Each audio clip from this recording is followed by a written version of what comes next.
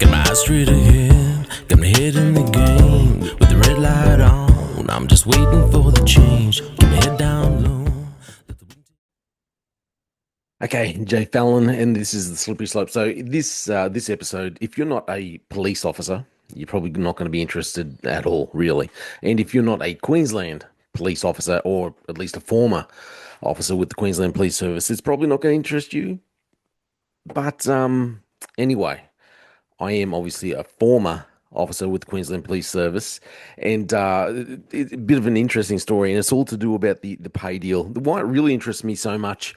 This pay deal is just, I think, in principle, has gone through yesterday. The president, as has been constantly pointed out online, the unelected president of the Queensland Police Union, uh, announced that this pay deal's gone through. Funny enough, it was also pointed out how it was only a short time ago. Uh, he was saying that it wasn't this pay deal that was put forward wasn't good enough. This was not good enough for the hardworking men and women of the Queensland Police Service. Uh, yeah, come the end of July, suddenly it is good enough, and it's a great deal apparently. It's so, but it's more interesting from my point of view, just watching the backlash that's coming through and seeing what's happened. I'm wondering what's going to happen with Shane Pryor because I think this is going to come back to bite him because of the promises, because of the rhetoric that's been getting around, everything that he's been saying, because people are pointing out, hey, you've kind of let us down here. You're talking it up, and remember, this isn't the first time. I've got a few things we'll go through, but we'll read through this other article first, just to check it out, just so you know exactly what I'm talking about. Hey, so if you're not a police officer and you're watching this, okay, just remember, if you're in the private sector, um, although I don't think this is the best deal for police, but if you are in the private sector and like I am now, and you realize how hard it is sometimes to get a pay rise, police pay deal, 8%, 8K bonus described as inadequate. Just, you know, these things, it all when you're in the mix and you're thinking, oh, this isn't good enough and blah blah blah. But when you're out of it and you're sitting there going, okay, it's not too bad, and people are complaining about this anyway. So Queensland's thin blue line could get thinner as frontline police revolt against the union's acceptance of an 8% pay rise deal dubbed the worst ever. The worst ever. Frontline police will get an extra. We'll get an 8 grand bonus, and all Queensland police staff will get a pay rise for the next 3 years in a long-awaited wage deal struck with the government. But police on the ground say the 8% pay rise deal, which was announced to members on Tuesday, wasn't good enough. Super disappointing and disgraceful. It comes after the union president, Shane Pryor, previously labelled the pay rise as inadequate. This was, I think, one of his biggest mistakes. He came out and said ages ago it was inadequate, falling well short. Um, but then he goes and accepts it. But on Tuesday, the QPU announced it had accepted the state government's offer of a 3-year deal. 3% in year one and 2.5% in the following 2 years. Frontline police told the Courier Mail it was a backflip and thought the union caved. The EB, Enterprise Bargaining, is for the hard-working frontline, the general duties officer that works day in, day out, every moment of the day, responding to calls for service for the Queensland community. This is what Price said. The deal includes an 8 grand bonus for GD officers and shift penalty increases, including for night shifts. That's him there, Shane Pryor. It also includes a pay point restructure, valued at 63 million, and an increase of 2,000 per year on rural locality incentive payments for rural and remote cops. In an email on Tuesday, Price said the union strategy and arguments with the government increased the deal from 377 million in benefits to 540 million in benefits. Acting Police Commissioner Shane Chilepi said he was glad an agreement had been reached. It really is a key step forward to moving forward for the Queensland Police Service, but some police on the ground aren't happy, with many taking to social media to voice their disapproval. Anger comes after Pryor told the Australian in March he didn't agree with the 8% offer, saying cops would leave in droves. I think I spoke about that. Police leaving in droves because they're not going to get enough money. That's what he said. And remember, this is the chap that said, "Hey, we need to encourage all these young ones to come in and tell them you're going to get great lifestyle and earn great money and lifestyle." And as I've been saying consistently, you will not get a high caliber of person applying for the police if all you're going to offer them is money and lifestyle. You need people who want to serve. You need people who desire to serve the community, people who aren't just there for selfish ambition. And I'm not saying that they don't deserve to make money. Everyone wants to make money. I want to make money. You want to make a good living. You don't want to be struggling, doing your job and struggling. Okay. But if all you're going to get into a role for, like policing, is just because you want lifestyle and money, well, then you're not the right person. And I think you're going to have more shootings. Anyway, that's a whole different thing. Going on. So that's what he said. He said that police are going to leave in droves. But people have been saying this is the worst EB I've ever seen. A blatant bribe to get GDs to vote it through. No incentive for anyone else. One person wrote. So I'm going to read. So I'm going to read some of the messages, some of the things that were shared with me. And wow, very, very interesting what came through. So, oh, let me see. Okay, yeah. So this on one of the Facebook pages, so someone had put up, yeah, listening to Pryor on 4BC this morning, made me want to. Okay, he thinks we need to be educated on how good this deal is. If you haven't had a listen, worth a listen.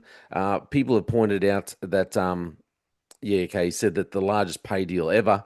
Uh, One person has come up and said, so from what I can see, standing back here, the QBU has no mental health program. They've been talking about it, still haven't put something through. No interest in exit interviews, no retention program, DV blueprint that failed. Remember, they tried to put, for some reason, the union were trying to push through this legislation for domestic violence. Anyway, an EB that is receiving backlash and a president in place that was gifted the role and not elected by its members after a rule change. In this situation, what would most business executives do? Resign, this person says.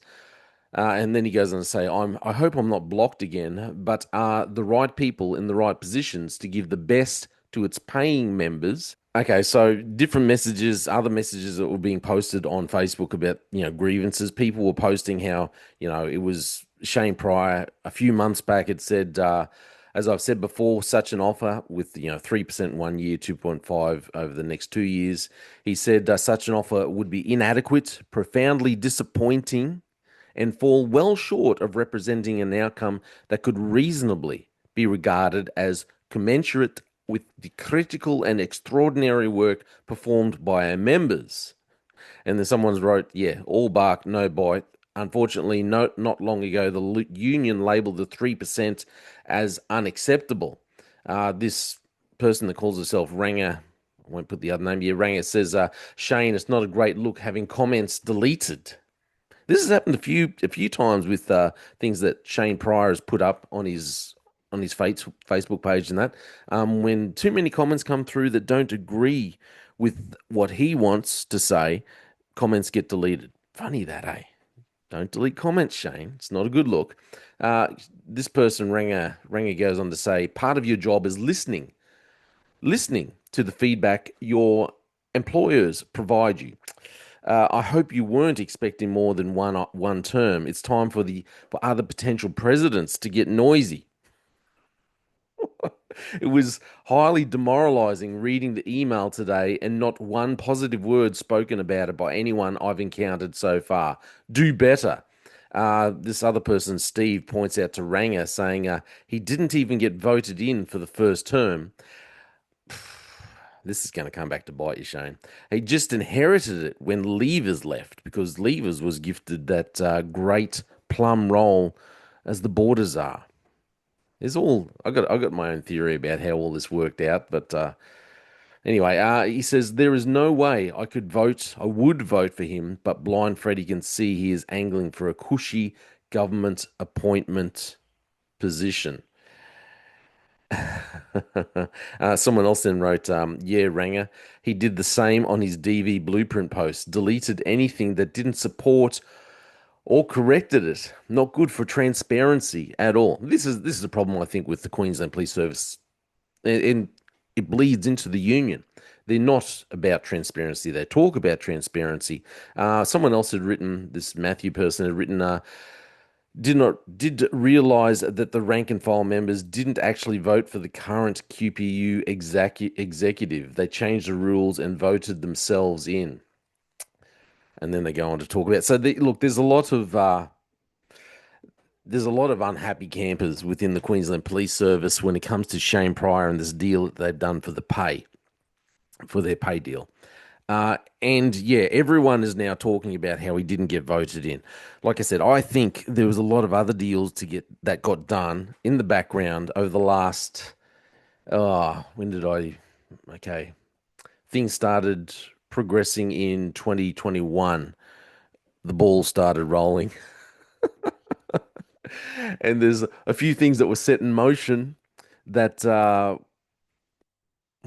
Well, there's a few different job changes, let's put it that way, in high-ranking political positions, and thus Levers has his role, and little Mr. Shane Pryor has his role. But yeah, this is the issue when you don't want to be transparent, okay, and you want to go and mouth off and talk about how yes, we need to have money, we need to bring all these people in who are just interested in lifestyle and money. Like I said, I don't think that attracts a good caliber of officer. That's what I think. But he's made all these promises. He's let down the people. People aren't happy with what's going on. As far as I'm concerned, I mean the union started betraying its members back in the COVID days when they went and made the deal behind closed doors about how they would support the mandates, and then sat there like he did with me. Sat there in my interview while they interviewed me like a criminal, pretending that he was supporting me, but at the same time he'd already made the deal that they'd throw their members under the bus when they could have really fought for their members properly and not be making deals in the background. You could see that this is the way leadership in the union roll. They like to make backroom deals and keep their members out of the loop, and then come forward and say, look what we've done. Isn't this great? None of you's voted on it. None of you's, a large portion of people don't agree with it. But hey, let's pat ourselves on the back, tell ourselves that we did a great job, because we've actually done some other deals which I think benefit themselves. There's a reason why. Just my opinion, but I think there's a good reason why Ian Levers is sitting in that role where he's sitting in. Anyway, let me know what you think. It's interesting to see what's happening within the Queensland Police Service and the union. And Pryor's prediction that police will leave in droves. They'll leave in droves if we don't get the pay deal. We can't accept the 3% and the 2.5%. Couple of months later, we're going to have to accept that, and it's a good deal. So are police going to leave in droves, like you said just a couple of months ago? Let me know. So if you are a police officer in the Queensland Police Service and you're feeling a little discontentment with the current agreement that's just been pushed through, I'll let you know, but you might find it's not that rosy when you do leave and go out into the private sector. But hey, don't let me stop you. This is all just my opinion. Backroom deals being done. Everyone trying to pretend like they don't know what's really going on out there in the back. Anyway, let me know what you think. I'm Jay Fallon. I'm only a former police officer with the Queensland Police Service. Thanks for listening. They just fuel a desire that will take me higher. I'm on fire because nothing's gonna bring me down.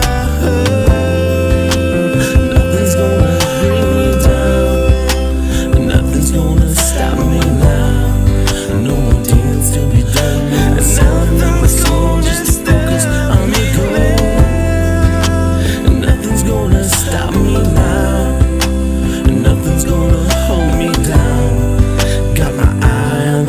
Nothing's gonna stand in the way of the clubs and